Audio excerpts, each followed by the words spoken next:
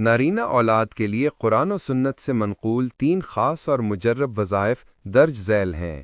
ان کو کامل یقین، نیک نیت اور حلال روزی کے ساتھ کیا جائے تو انشاءاللہ اللہ تعالیٰ بیٹے کی نعمت سے نوازے گا۔ سبز یعنی نارینہ اولاد کے لیے قرآن و سنت سے منقول 3 وظائف درج ذیل ہیں۔ نارینہ اولاد یعنی بیٹے کے لیے قرآن و سنت سے منقول 3 وظائف درج ذیل ہیں۔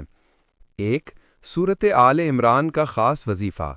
طریقہ: روزانہ نماز فجر کے بعد 11 مرتبہ یہ آیت پڑھیں: ربی حب لی من لدنک ذریۃ طیبہ انک سمیع الدعاء۔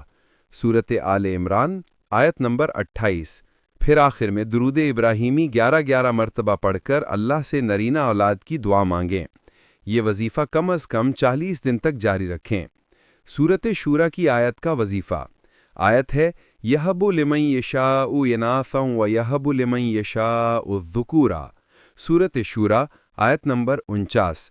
طریقہ: ہر نماز کے بعد 7 مرتبہ یہ آیت پڑھ کر دعا کریں: اے اللہ، اپنی رحمت سے ہمیں نیک نرینہ اولاد عطا فرما۔ یہ آیت اللہ کی قدرت اور اولاد دینے والے ہونے کا اعلان کرتی ہے۔ یقین کامل کے ساتھ پڑھنا ضروری ہے۔ درود ابراہیمی کے ساتھ دعا۔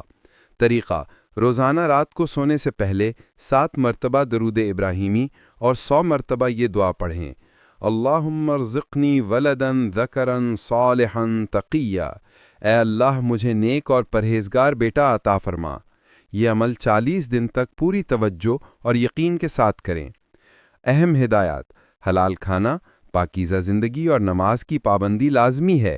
میاں بیوی دونوں پاک حالت میں دعا کریں۔ اگر ممکن ہو تو جمعے کے دن صدقہ ضرور دیا کریں۔